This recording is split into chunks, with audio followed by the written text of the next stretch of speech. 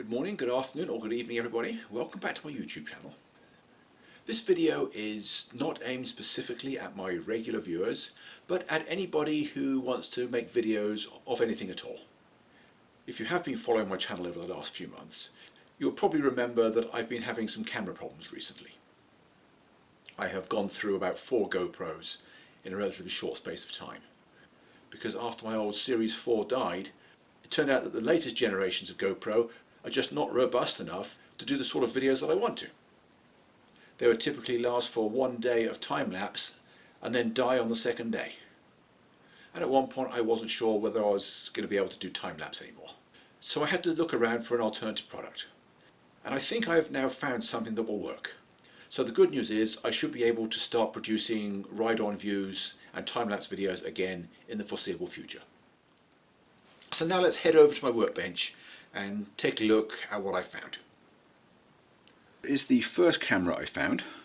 It is the Runcam II. They do have more up-to-date versions with better resolution of the picture. I chose this one because it has a moderate 120-degree lens angle. All the newer ones have a wider angle. Since it's intended for drones and other outdoor photography like that, I guess most people want to have a wider angle, so that's what they're doing. This one is the narrowest I could find. Here is an 8-show scale flat car, and as you can see, it fits quite nicely on it. And it's easy enough to attach it with a piece of double-sided tape.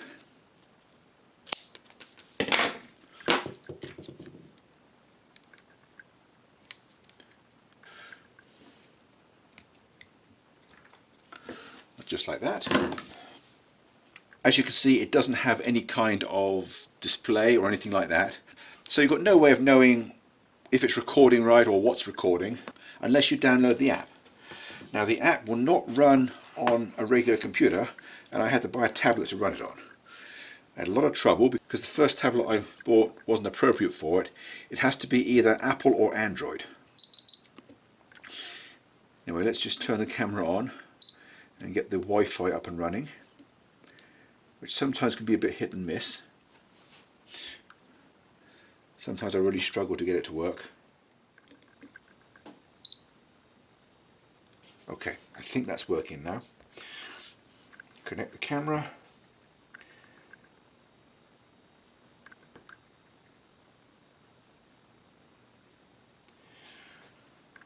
Okay, so now we need to go back and let it hook up the camera. And what we see on the screen now is what the camera is showing. We can leave it like this with the controls, or we can go full screen like that.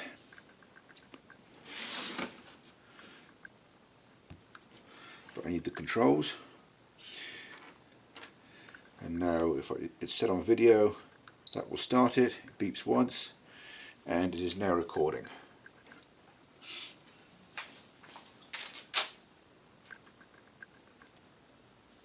There it is on the track. Unfortunately, I don't have good lighting.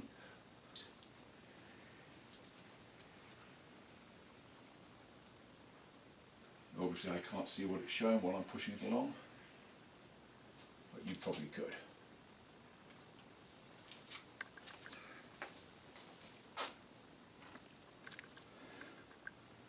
And that will stop it. Now this camera is also supposed to do still photos and time-lapse. The time-lapse I had a lot of trouble with. Well, I had a lot of trouble even getting it to work this much. I was going back and forth with customer service for the longest time, and eventually I was able to get the problem sorted out. I was going to buy at least one more of them. What I wanted to do was have one to run on the train and another one to do time-lapse. But there was 2 problems with that. Firstly, the camera, unfortunately that appears to be a bad design there. And the other problem was that I found out from customer service that the app cannot handle multiple cameras.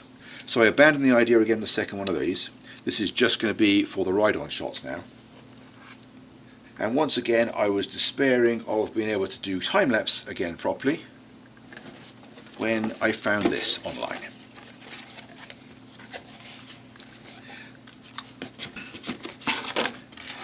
It is the Brino TLC 200 time-lapse camera. It is designed specifically for time-lapse. That is all it does. Now once again, there were later versions of it.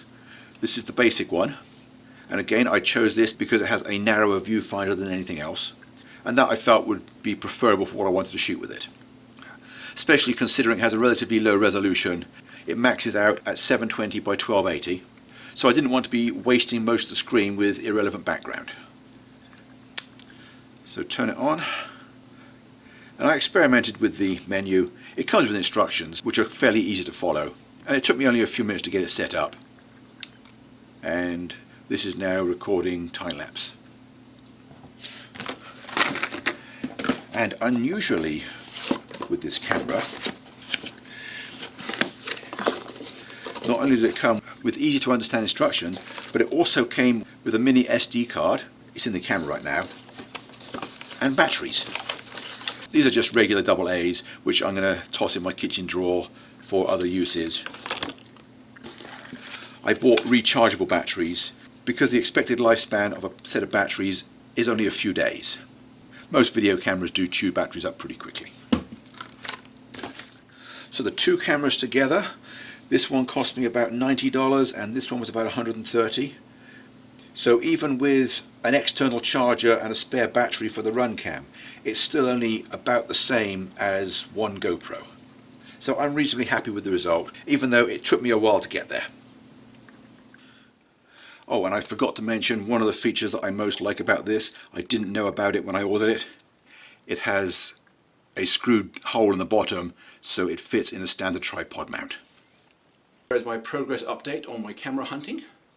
As I said, both of those cameras were relatively inexpensive and I spent less than the cost of one GoPro. And I now have two cameras dedicated for specific purposes. So I hope this was useful to my viewers. I hope to see you again next week. Thanks for watching and bye for now.